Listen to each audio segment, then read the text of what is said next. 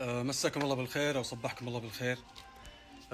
كثير يقولون لي وينك ما تصور، ليش ما تصور تصوير قليل على السناب شات والانستغرام.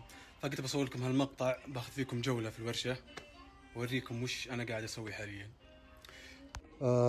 زي ما تشوفون هنا شغال على الماكينة، عندي القزقيتات حقت غطا البلوف والتطبيق الكربريتر والديلكو. هنا عندي اصلاح عمود الدركسون.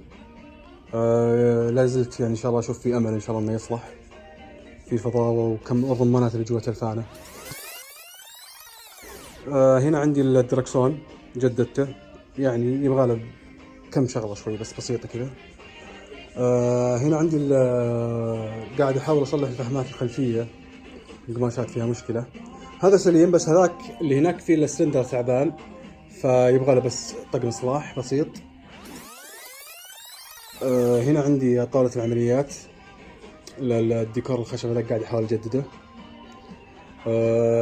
هنا الشاشة عندي هذه فيها المانيوال حق هاينز اللي نزلت لكم انا في الحساب تحت. اللي يجدد والله ترى مفيد جدا جدا جدا، بالذات يعلمك وين اماكن المسامير، يعني ممتاز مرة. عندي هنا اذا تذكرون الديكور الابواب شغال عليه هنا. يا صح نسيت، عندي هنا معدات، وعندي هذه طاولة القطع. هنا زيوت، قطع غيار، ملمعات، انتيرير يعني حقت التلميع الداخلي، البويات، تنظيف، مفكات، سيفتي. اوريكم عاد المان كيف. هنا تقريبا يعني وين المكان اللي اخذ فيه راحتي.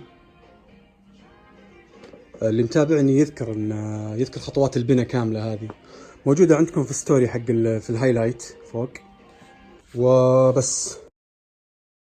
فزي ما انتم شايفين عاد هذه الورشة. لعل وعسى ان شاء الله نخلص المشروع قبل ديسمبر، دعواتكم.